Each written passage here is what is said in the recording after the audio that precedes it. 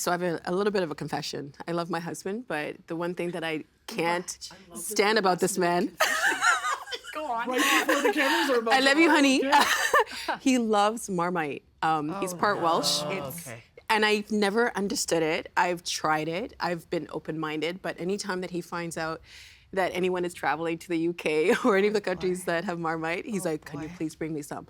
I don't understand it. So, Joseph, let me start with you. Like, in your view, what makes something delicious? Or do you even like Marmite? Because then I'm gonna have to move over there. Yeah. No, for myself, I don't know, it's just, that's a weird question. I never got asked that question before. So, but I think that the thing that makes something delicious, especially for food, is having something made that reminds you of your childhood. Right? And that's the way I cook. A lot of the times, a lot of my recipes are based on my childhood growing up. And most times than not, it's like, what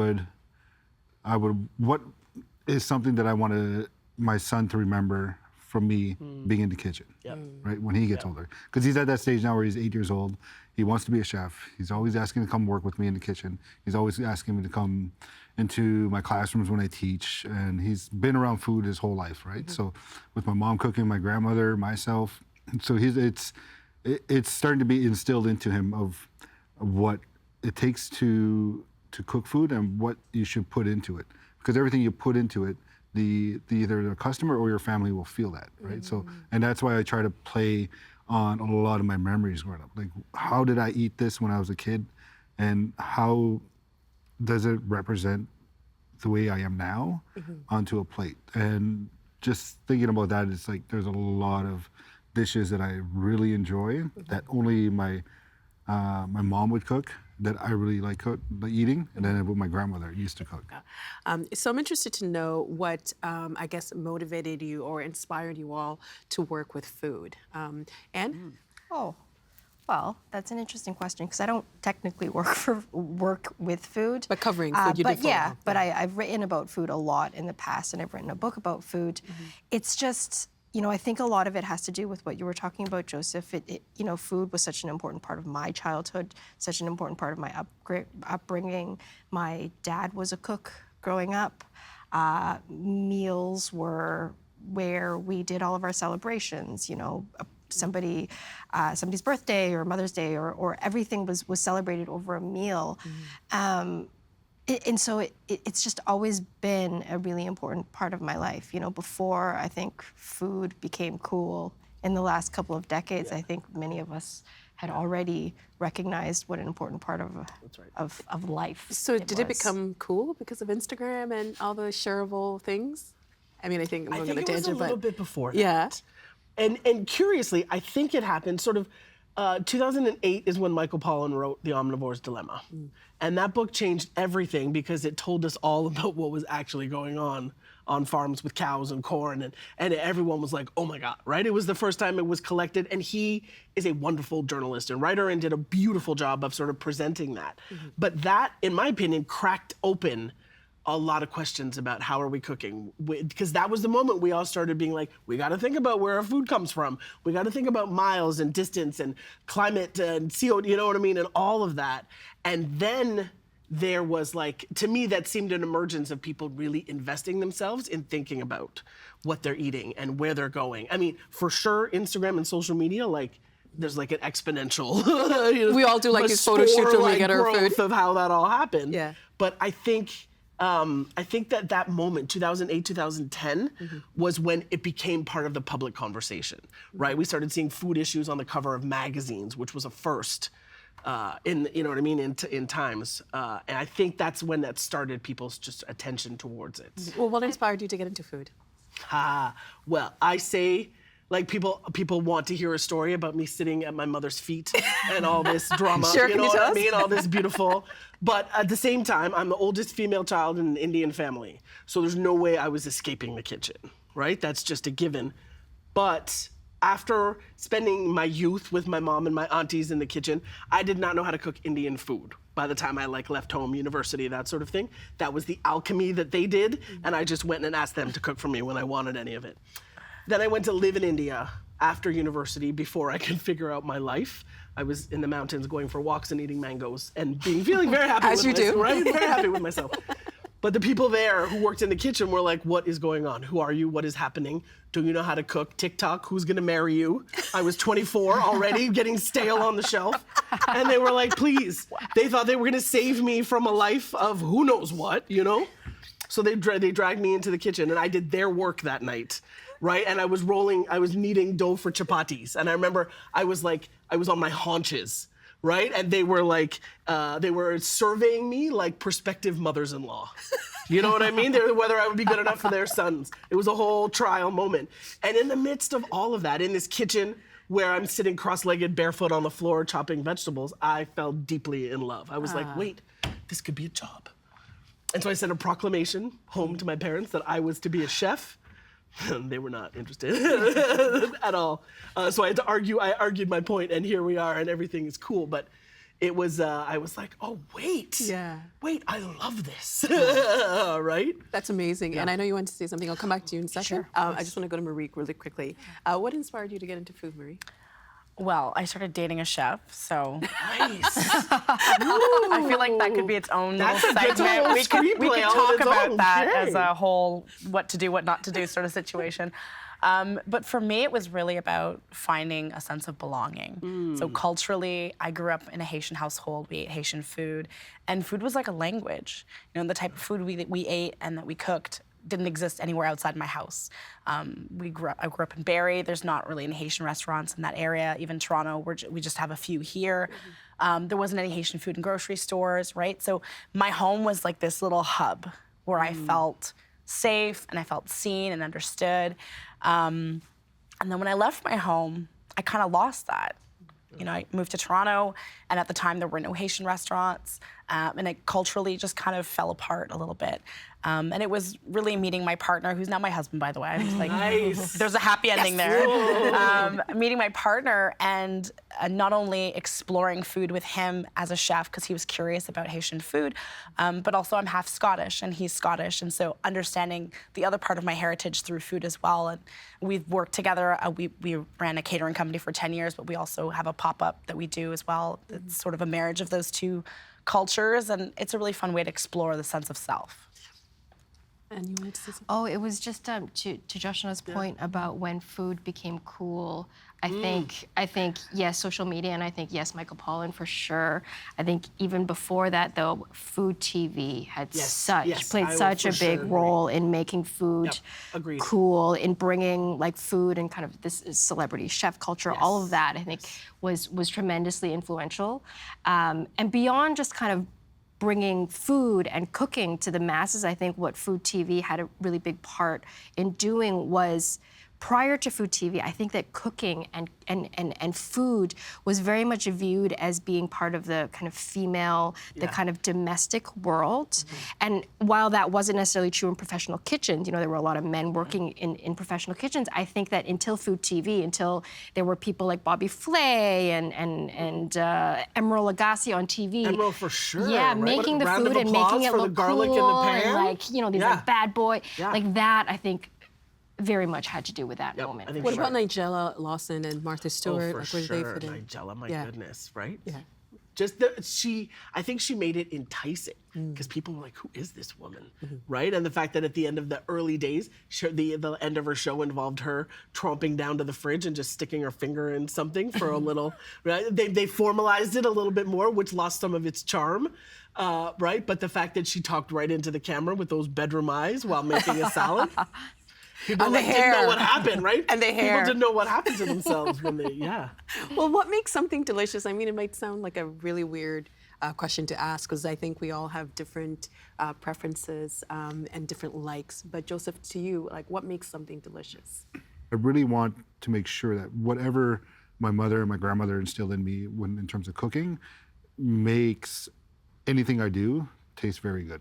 Because I try to bring that mentality and that charm and that flavor into it.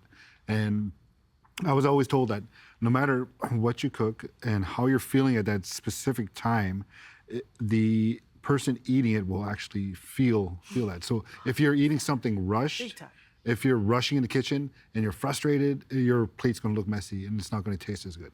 Versus if you're just taking your time, putting a lot of love and attention into it, that dish is gonna taste very delicious. It's going to taste like home. That's why your mother's and your grandmother's cooking will never taste like yours, because they put that love and attention into that dish to nourish their children, right? And that's something that I try to do every day, and that's something that I teach my son. That's something that I teach my students. Is if you're having a bad day, order out. Right? Oh my God, what a lovely thing. Versus, yeah. It's so interesting what you said about what you put in the food is what it tastes like, because I was born in East Africa, and my auntie always said that if you're angry, or if you don't want to do it, that's when the food will like taste bitter, or she might burn her tongue. She's like, "Were you angry doing this?" I'm like, no, I wasn't. That's so interesting how like different cultures have that kind of perception, because I think we always think about the senses, right? Do the senses play any? Do they play a role in how the food is? Yeah, a huge role. Back when we had Kokum, just not too far from here, we did just our pre-night service, just invited friends and family, people that helped us build the restaurant. Nice. And we had a daughter and I think, two family members, both females. They were sitting at a table, and then they had the dessert, and then they just started crying while they were sitting there. And then the waitress went up to them and just said, "Is there something wrong with your dish?" Like, no, the way that this creme brulee is presented and it tastes exactly the way my grandmother's house smelled, right? Because we infuse it with sweetgrass. Beautiful that you had the chance to do that for them, though, right? Oh, So I think that's what makes food delicious, in my eyes, is the memories that it can bring onto you when you're eating something. Right? Marie? Absolutely. I had a very similar experience, but when I had first started dating my partner, he was like, "Yeah, I'm a chef," and I was like, "Okay, you're a chef," and I was thinking like, "You're a chef, like your friend's in a band, right?" Like, sure, cool, yeah, you're a chef, like great. And he picked me up from work. I used to work at a call center, so he's picking me up at like 11:30 at night. I haven't eaten, and he is rummaging through my fridge, and he's putting something together, and he hands it to me, and I'm like, "Okay, cool," and I'm just biting into it, and I'm like, this is in my fridge, and this is delicious, and you're like a chef, like a real chef. And he's just looking at me saying, "Of course, I said I was a chef." I'm like, "No, but you're really like a real chef, like a real." You're like a lead singer. Like a real, like okay, I'll go to the concert. I get it. Cool. I'll eat whatever you're making.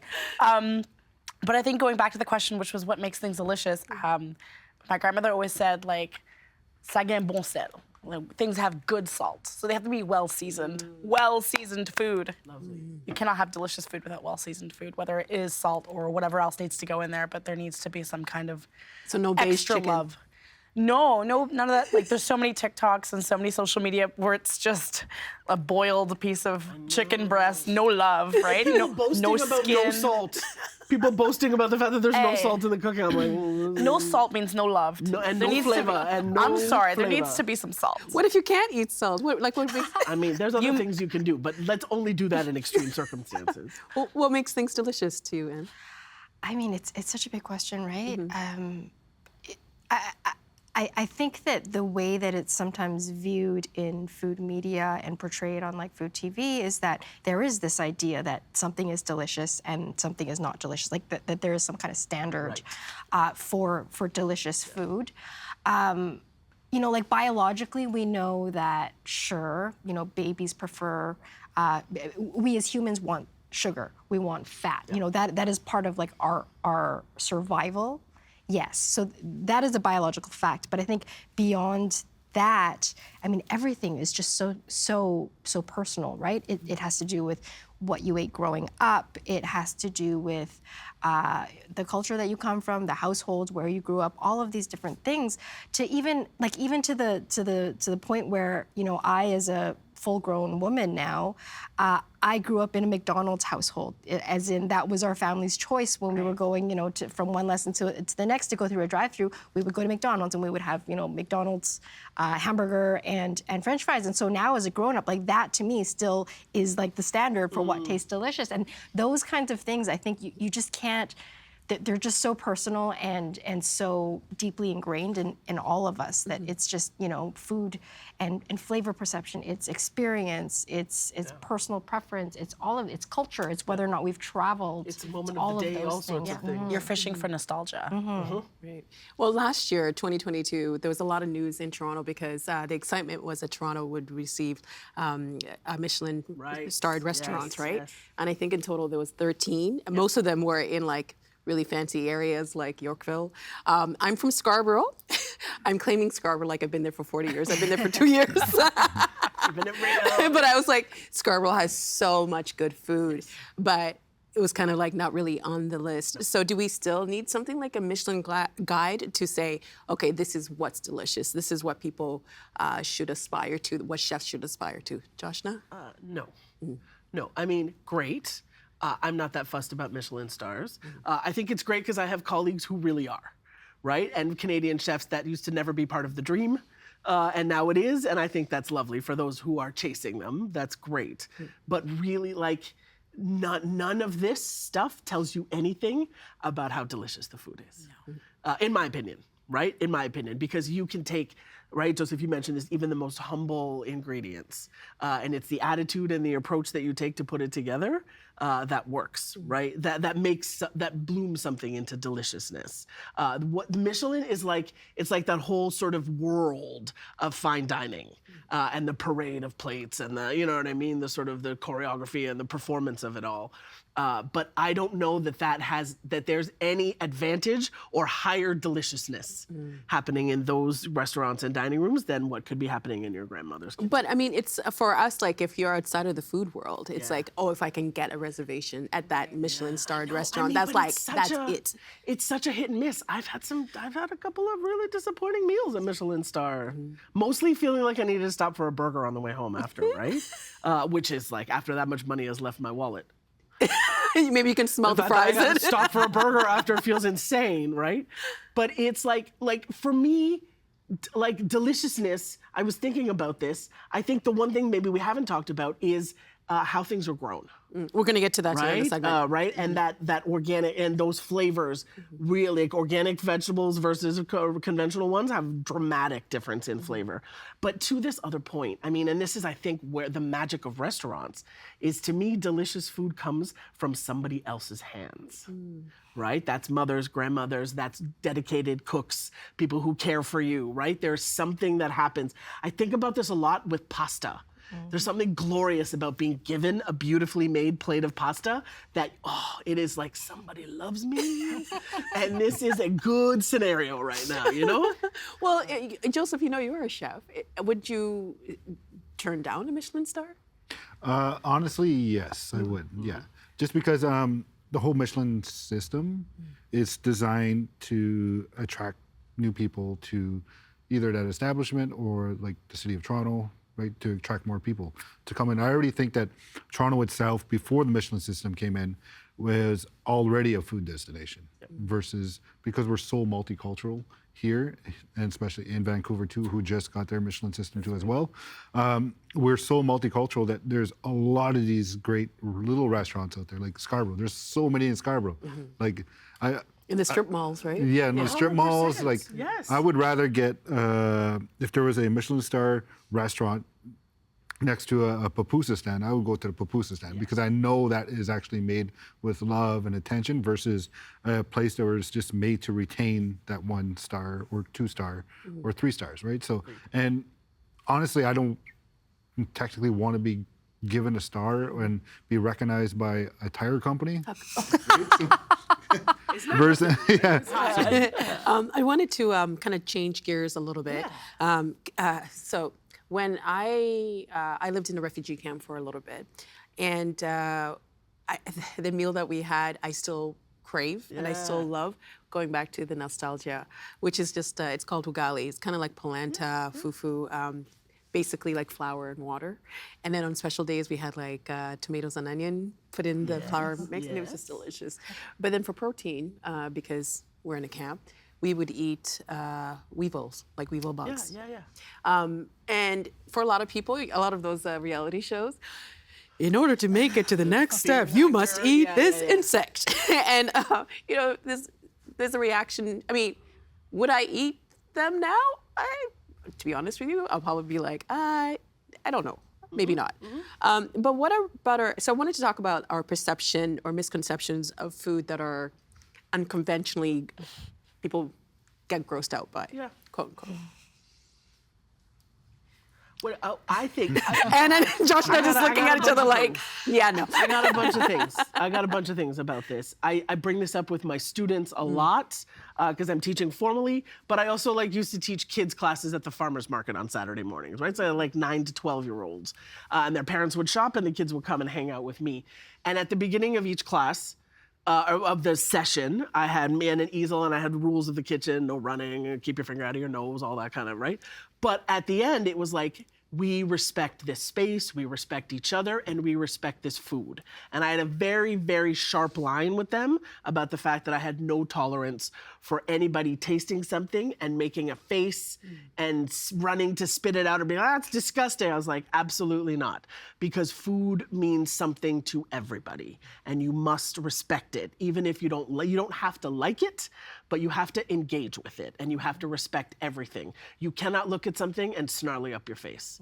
That's disrespectful, and it's just not tolerated here. And my grown students, I have the same policy with them, right? Because yes, but if you had to, you would eat those weevils again, you know, and you ate them because you had to. Yeah, and it kept me alive. This is it, right? And let's be grateful to those creatures for existing and for that system to be there so that you are here with us now, right? It's really, really, really important that we open up our thinking and not relegate these things. Because the other side of it is my tradition, lots of different animal parts. When meat eating happens, we go deep, right? There's a very serious meat-veg divide in Indian culture, but when you're eating meat, you're sucking bones, you know what I mean? And there's the notion that you have to, the chicken breast is only one part of this thing. Who's gonna eat those feet? Who's gonna, you know what I mean? We need to embrace the fact that eating potentially weird bits is actually more respectful, sustainable way to consume,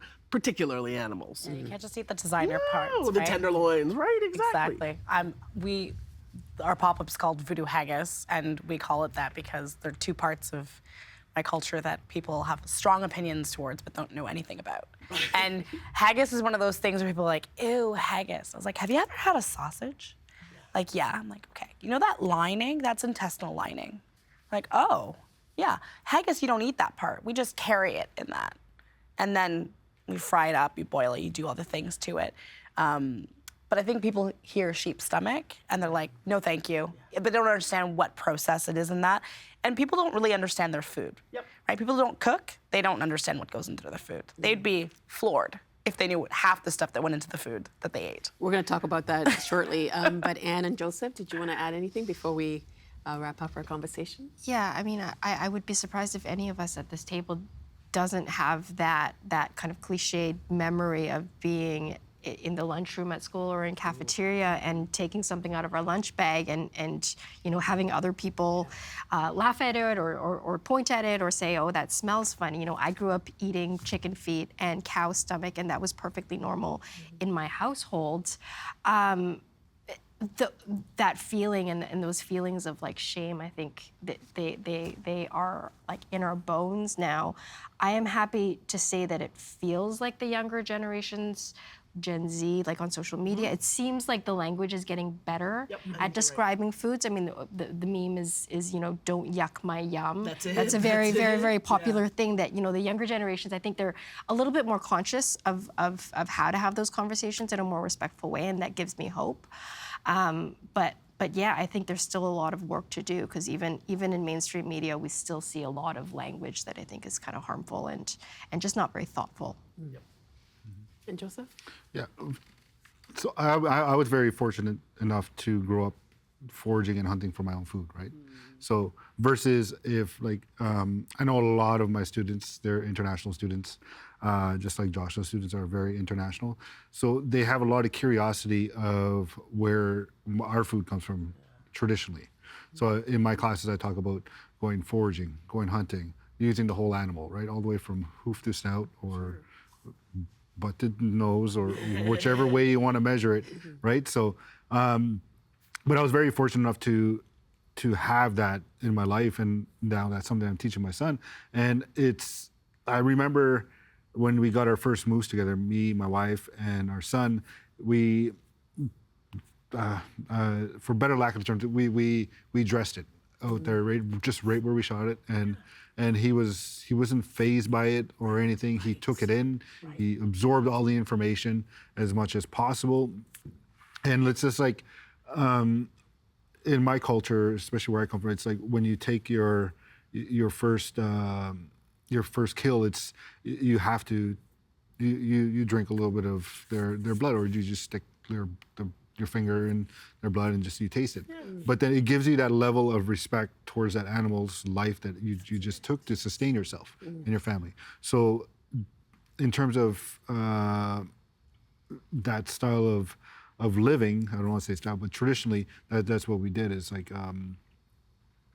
is hunting and foraging is the way we sustained ourselves for millennia. Now I get to teach that to my son and to my students. It's very important to me, and it's very important to my family. We do this moose hunt every single year around when my grandmother passed away, around Thanksgiving weekend, where we all go out for a week, and the whole family's out there. We can come and go whenever we want, and we share our harvest of whatever we have. I'm loving this conversation. We're actually going to talk a bit more about culture, and we're going to talk about that tomorrow. So we'll continue our conversation on how food is a part of culture. Thank you so much. This has been a great way to start this week. Thank you so much. Thank you. Thanks for having us. The Agenda in the Summer with Nam Kiwanuka is made possible through generous philanthropic contributions from viewers like you. Thank you for supporting TVO's journalism.